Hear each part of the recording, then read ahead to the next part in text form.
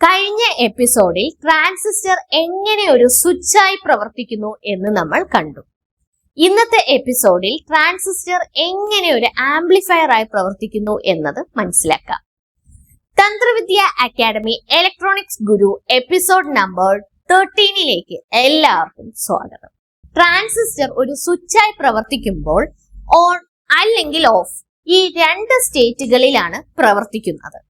പക്ഷെ ആംപ്ലിഫയർ ആയി ഉപയോഗിക്കുമ്പോൾ ചെറിയ ഒരു ഇൻപുട്ട് സിഗ്നൽ എടുത്ത് അതിനെ വലിയ ഔട്ട്പുട്ട് സിഗ്നൽ ആക്കി മാറ്റുകയാണ് ട്രാൻസിസ്റ്റർ ചെയ്യുന്നത്. ഉദാഹരണത്തിന് വളരെ ചെറിയൊരു ഓഡിയോ സിഗ്നൽ ട്രാൻസിസ്റ്ററിലേക്ക് നൽകിയാൽ അതിനെ ശക്തിപ്പെടുത്തി സ്പീക്കറിൽ കേൾക്കാവുന്ന രീതിയിൽ വലിയ സിഗ്നലാക്കി മാറ്റാം. ഇതിന് ട്രാൻസിസ്റ്റർ ഒരു പ്രത്യേക മേഖലയിൽ പ്രവർത്തിക്കണം. അതിനെ ആക്റ്റീവ് റീജിയൻ എന്ന് വിളിക്കുന്നു. ഇവിടെ ബേസിലേക്ക് നൽകുന്ന ചെറിയ മാറ്റങ്ങൾ കളക്ടർ കറണ്ടിൽ വലിയ മാറ്റങ്ങൾ സൃഷ്ടിക്കും.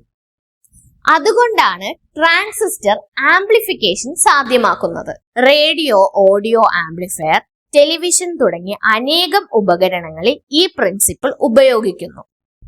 അടുത്ത എപ്പിസോഡിൽ ട്രാൻസിസ്റ്ററുകളുടെ വിവിധ തരങ്ങളും ഉപയോഗങ്ങളും നമുക്ക് പരിശോധിക്കാം. അതുവരെ ശുഭദിനം.